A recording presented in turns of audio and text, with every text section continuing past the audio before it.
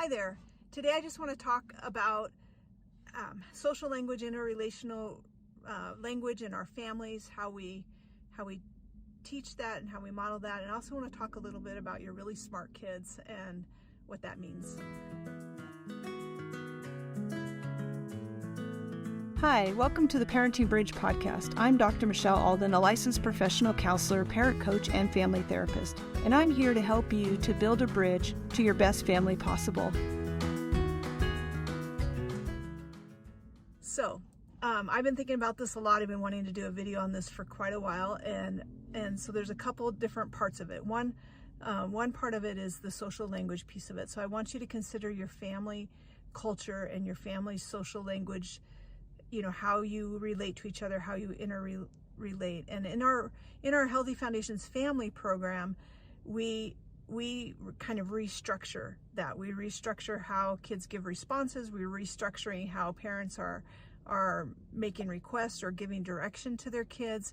But we also talk a lot about, you know, what do you want it to be? How do you want your children to talk to you? How do you want your children to talk to each other? And we just take away the way it's been done and we talk about doing it in new ways. And so there's a piece of that I think that you have to consider as a family, how you want that. And I know that with difficult and challenging kids, this may have kind of evolved in ways that you didn't want it to, or maybe it actually didn't evolve, it deteriorated into things that you didn't want it to be.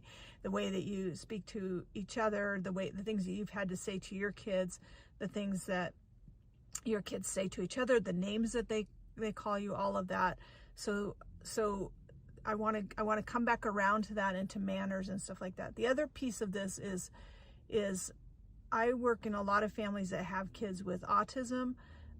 In the past, we would have said they're on the spectrum. Some of them are very high functioning, and kids with other behavior problems, sometimes, mostly, a lot of times related to adoption, attachment disorders. And what parents will tell me a lot of times, especially early on, is like, oh, they're so smart. Like they're so stinking smart. They're just so smart, right? And I feel like this being really smart is kind of like it's become like this, like, get out of jail free card for kids, and how other parts of their social skills and things like that. And so I'm going to push on some nerves maybe a little bit here, because I think that it doesn't really matter in some ways how smart your child is if they are not able to function, if they're not able to have even basic relationships, or know how to basically kind of treat people in your home, how to treat you, how to even talk about themselves. And so I work with a lot of families where it's like the kids that are really smart, you know, they're high functioning, but they're off, right? Like they have these other disorders, that maybe they're defiant, maybe they have ADHD, maybe they have autism, maybe it's related to trauma. And it's almost like, you know, at the school, at everything, it's like I don't think that other people are necessarily excusing these behaviors, but I think a lot of times as parents, it's like, but they're so smart, right? If they're so smart, it's like, okay, well, let's put that aside, because I feel like a lot of the kids have been told this, they're probably their whole lives, how smart they are, but there hasn't been any like requirements on it, right? Like they're smart, but then they have low self-esteem, and so we keep building them up about how smart they are. And I work in families where I think the kids think that they're smarter than any of the adults around them, and maybe they are, maybe they aren't, I don't know, but life experience hasn't come into play.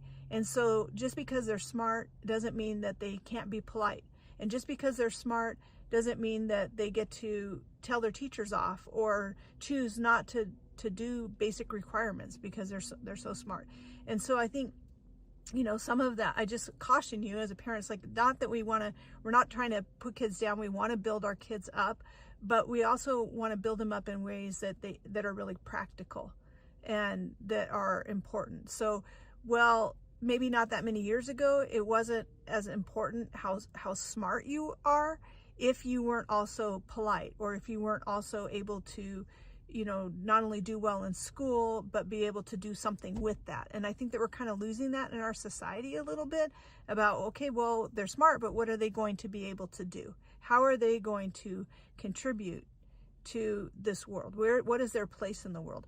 Because people are not going to feel good about themselves if they don't have that piece. And so in your families, I want to go back to now in our families, how do we help our kids to feel good about themselves, even if they're doing the bare minimum, or even if we're really concerned that they don't feel good about themselves? And part of that is having their place in the family. They can't just be the smart one that can't do anything. We have to teach all of these skills to our kids about social language and how to function in their family. So one thing that I'm gonna talk about this TV show, Young Sheldon, because I watch a lot of the shorts of it. I don't actually watch the show, which is a shame, really, because I love it. I think it's great. But I've been watching the shorts for a long time now of Young Sheldon, and it really hit me when I was thinking about this concept of like being smart. And here's some things that I took from it. Is Sheldon he knows that he's super smart. Nobody's denying that. And in his family, he knows that he's the smartest one. He knows that he's smarter than, his Meemaw and his mom, his dad, his twin sibling, all of these things, right? And at the same, and he has different things that he's doing other than what his brother and sister are doing because he's so smart. But what I love about it is, this is in the South, and he has manners. He is expected to give good responses. He is expected to be polite. And there's some times when his brilliance, right, gets in the way of what he thinks is right or not right. But basically, he was raised with a level of having to still have these relationships. There's a couple times in the show where he'll be rude to his Meemaw or to his mom, and there's an immediate correction from his father, from or from that person, and there's a requirement. It doesn't matter, well, Sheldon, he's just smart, or he's autistic, and so he doesn't have to do this. It's like he still has to do that, and he still has to sit at the table and have dinner with the family. And he's required to learn all of the social norms for his culture, but also for his family culture. And I think it's just a huge example of what I'm seeing is missing in a lot of the families. It's like because things have been so hard most of the time, that people have just kind of let go of that. It's like, well, I just wanted to get up in the morning. I don't care if they're screaming and cussing at me or whatever, and it probably is not right to say that they don't care. It's just the battle is so hard that sometimes we forget. But we have to take a step back, and we have to teach our kids, especially your kids that are differently wired, that have, autism or ADHD or things going on in their executive functioning. It's going to take teaching those skills. So one example of how we do that in our Healthy Foundations family program, and we talk about this a lot in the Playroom, which is our parent coaching that we do that actually supports this podcast, I'll just say this really quick, you can go to the Playroom and be part of that coaching at a discounted rate your first month, and you can find us at parentingchallengingkids.com. And in there we talk about these kind of things too. But so an example of that would be, a lot of families will say, I want my kids to be respectful. The schools use that word, respectful. So in our family program, we kind of break that down. What does respectful mean? What are we wanting? So a lot of times it comes down to using kind words. And so we'll actually write out the words that we want kids to use. We require that the kids start to say, yes, mom, yes, dad, yes, ma'am, yes, sir, because it actually helps their brain to go from that impulsive negativity to actually more positive. It rewires it. It's like where they would automatically go to the no and their actions would follow.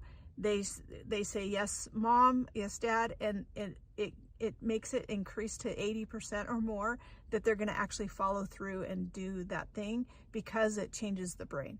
So our responses, the way that we interact, it changes our brain. So when you have kids with autism or that are differently wired and they don't have good social cues, they don't have good social understanding, they don't know, they know when someone's disrespecting them.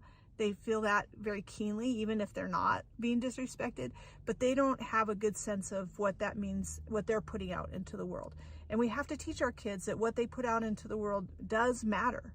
It matters a lot. So you can be the most brilliant person ever, but if you have nothing to put out into the world and people can't stand to be around you, and you're just mad at everybody all the time and you're breaking things, and you end up spending, some of your childhood either in residential or detention, or in the mental hospital, you haven't found your place in using that. So teaching your kids these skills, and I like to go back to the very basics. Yes, mom, yes, dad can be taught to kids that are 2 years old. And so we kind of go back and we teach that. It's like, this is the answer that I'm expecting. And sometimes you're going to have to wait for that answer, and you're going to have to start expecting that. Because if you as the parent don't expect your kids to give good answers and good responses, then you're not going to get it. And you can say all you want, that you want your kids to be respectful, but you have to break it down. What does that mean? What would be the respectful thing to say right here? Because these kids aren't processing it the same way. So we talk about using kind words. And I work with a lot of families too on manners, just some basic manners. When someone comes into the house, what do we say? What do we do? When someone's leaving, what do we say? What do we do? And the exception is that when we're in the home working in the family and there's a lot of stuff happening and the kids are escalated, I'm less worried about what they're saying. And at that point, we're just trying to bring in that control and helping parents to help them to be safe, right?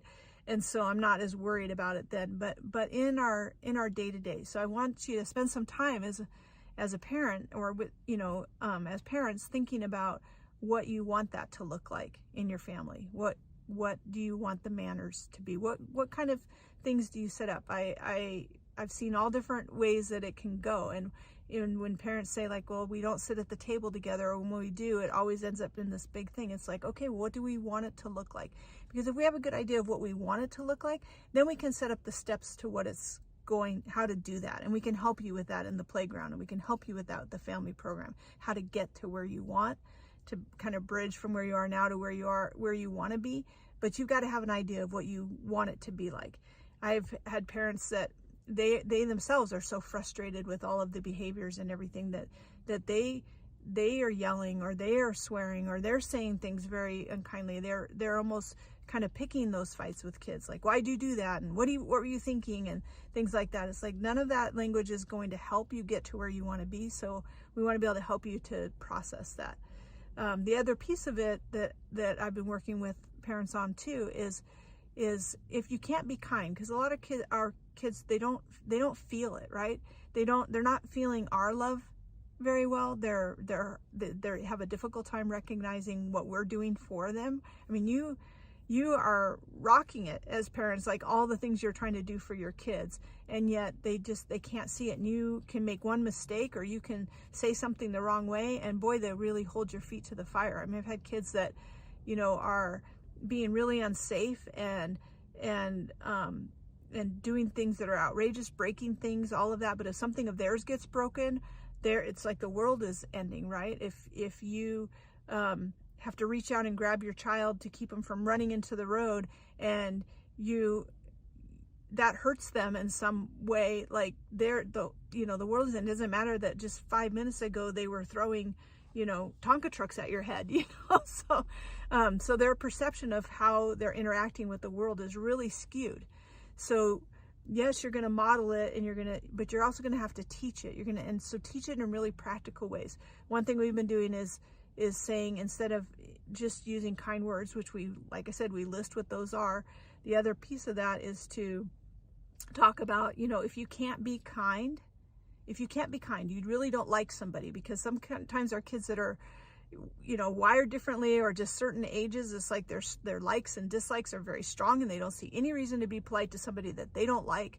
but we just talk about like, no matter what, we have to be polite. So we should have a basic level of politeness that we're teaching our kids no matter what. If you don't like a boss, you don't like a teacher, you don't like another, somebody else, it's like there's still a good response, which might be yes ma'am, no, and even and then the politeness, then that's your opportunity. Like if you want to say no, or I don't want this, we have to teach our kids to not just scream about it, but to be able to say no thank you, and state what they want. And again, I think that this has been really amazing, like watching this show with young Sheldon, just in the ways that he learned that, and was able to be polite. And that's one of the things I love about some of our neurodiverse kids. If we make these rules, they love following the rules, and so they start to learn, like this is what is required. It doesn't matter how smart you are or how smart you are not.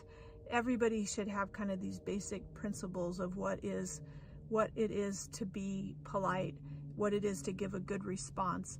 And it really does start at home, even though I'm not saying in any way that your child swearing or being impolite or all of those things is because they learned it from you. I think that there's been enough blame on that in other places, and that's not coming from me or from us at Healthy Foundations. We really just think that it's that the kids, there's something in their brain where they've missed that, and it's part of executive functioning to know how to give a good response and to know how to interact with people. And there's no, we want to do away with those excuses. It's just like with a nonverbal child. It doesn't mean that they have to just be grabbing things or taking things or demanding from us in that way. We have to teach them how they can ask for things, how they can get their needs met. And we have to do that with our kids at kind of all different levels, and especially if you have challenging kids. So go back and think about how you can restructure that in your family. And again, I just encourage you to join the Playroom, where you can talk with other families, other parents, and learn more ways how to do that. Thanks for listening to The Parenting Bridge. Do you want to learn more about building a bridge to better behaviors? Pick up a copy of Dr. Michelle Alden's new book, Parenting Emotionally Distressed Kids. Or, for more resources, you can click on the link for Healthy Foundations. If you would like to leave a comment or a question for Dr. Alden, there's a link in the notes. We'll see you next time, and remember, things can always get better.